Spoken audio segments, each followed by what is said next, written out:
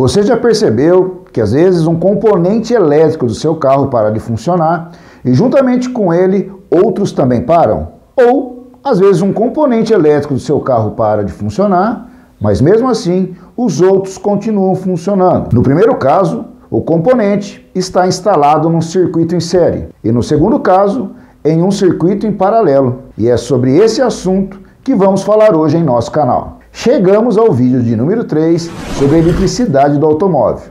Peço a você que ainda não está inscrito em nosso canal, por favor se inscreva e deixe seu like. Bora pro vídeo. Aqui temos a imagem de um circuito em série. Mas antes, eu oriento a vocês que não assistiram às duas primeiras aulas, que assistam, para que vocês tenham um maior entendimento a essa aula aqui, ok? Então vamos lá, gente. Nesse circuito em série, vamos entender como que funciona. Temos a bateria, que é o nosso acumulador de energia.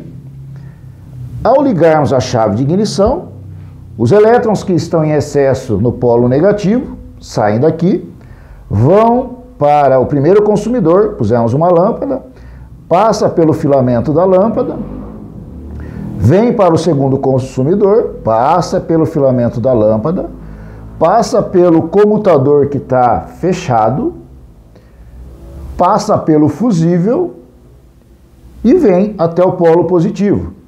Nesse momento, os dois consumidores funcionaram, as duas lâmpadas acenderam, tá bom?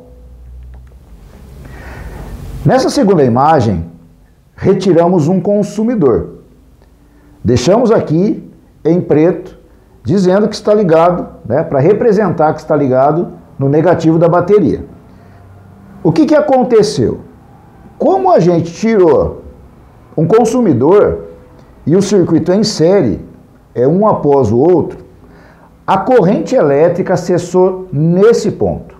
Ou seja, todo o circuito parou de funcionar. Então, o que nós vimos aqui? No circuito em série, a corrente elétrica tem apenas um caminho para percorrer. Veja na próxima imagem. Agora, os elétrons saem daqui, passam pelo filamento, vêm aqui, mas removemos esse outro consumidor. A corrente elétrica se cessou nesse ponto. Então, para cá está ligado ao positivo, para cá está ligado ao negativo, ou seja, nada vai funcionar, mesmo o consumidor que ficou aqui, não funciona. Nessa imagem, removemos o fusível. E você pode observar que, o que está ligado ao negativo, a gente deixou representado com uma linha preta. Então, parou aqui.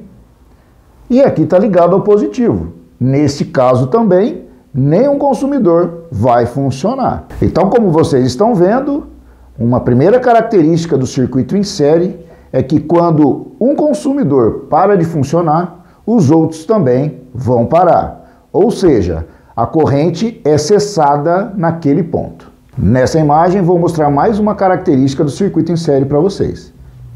Vocês estão observando que agora colocamos aqui o multímetro para medir a tensão aplicada em cada consumidor. Vamos analisar que temos uma bateria de 12 volts. Tá? E para efeito didático, vamos colocar aqui que são duas lâmpadas, dois consumidores que têm a mesma potência. Nesse caso, eu vou ter aqui a tensão da bateria dividido igualmente para cada consumidor. Ou seja, 6 volts aplicado nessa lâmpada e 6 volts aplicado nessa lâmpada. Então essa daqui é mais uma característica do circuito em série. Relembrando a primeira característica, a corrente elétrica tem apenas um caminho para percorrer. Essa segunda característica, a tensão aplicada aos consumidores se dividem. Nesse caso, como são dois consumidores iguais, de mesma potência, a tensão dividida é igual. Caso eu tivesse consumidores de potência diferente, aquele que tem uma maior resistência elétrica é aquele que vai ter uma maior tensão aplicada. Não se esqueçam disso. Nessa imagem, quero mostrar para vocês a terceira característica do circuito em série. Mas antes, vamos relembrar. Primeira característica, a corrente elétrica tem apenas um caminho para percorrer. A segunda característica, a tensão da bateria é dividida entre os consumidores. E a terceira, vou mostrar para vocês aqui através do multímetro que a corrente é igual em cada ponto do circuito. Então pegamos aqui um ponto para medir, estamos medindo aqui, ó, tá 3,50 amperes. Nesse ponto aqui também, 3,50 amperes. Se eu tivesse medido aqui nesse ponto, seria a mesma corrente. Tá bom, gente? Então o circuito em série tem essas características. Vamos ver agora um circuito em paralelo. A primeira característica do circuito em paralelo é a seguinte. A corrente elétrica tem mais do que um caminho para percorrer. Se você observar, os elétrons saindo daqui pode caminhar por aqui até o polo positivo, ou por aqui, ou por aqui, ou pelos três caminhos. Nessa próxima imagem, retiramos um consumidor. Mesmo assim, os outros dois continuam funcionando. Ou seja, pessoal, em nossos veículos, praticamente todos os componentes trabalham no circuito em paralelo, onde um não interfere no outro. Por exemplo, queimou a lâmpada de freio, o farol não vai deixar de funcionar. Queimou a seta, o rádio não vai deixar de funcionar. Então os nossos consumidores, nossos componentes elétricos, estão instalados, na sua grande maioria, em paralelo no nosso veículo. Continuando, colocamos esse consumidor de volta e retiramos esse. Os outros dois estão funcionando. Removemos esse e esses dois aqui estão funcionando. Nessa outra tela, tem mais uma característica do circuito em paralelo. Reforçando, primeira característica do circuito em paralelo, a corrente elétrica tem mais do que um caminho para percorrer. Segunda característica, a tensão aplicada em todos os consumidores são iguais ao do nosso acumulador, da bateria. Então, temos aqui uma bateria com 12 volts, temos 12 volts também aplicado em cada consumidor.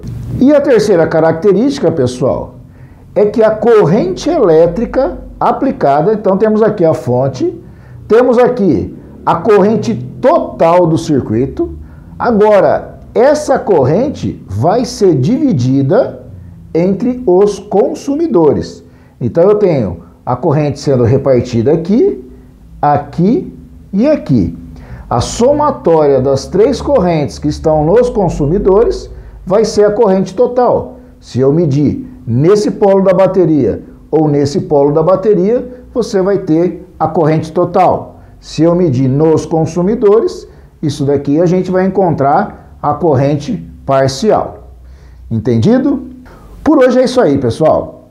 Mais uma vez, peço por gentileza que se inscreva em nosso canal, deixe seu like, comentários. Essas ações são muito importantes, porque daí o YouTube verá que o nosso trabalho é relevante e mostrará para muito mais pessoas. No nosso próximo vídeo, faremos a prática desse vídeo que vimos na teoria. Fiquem com Deus e até o próximo trabalho.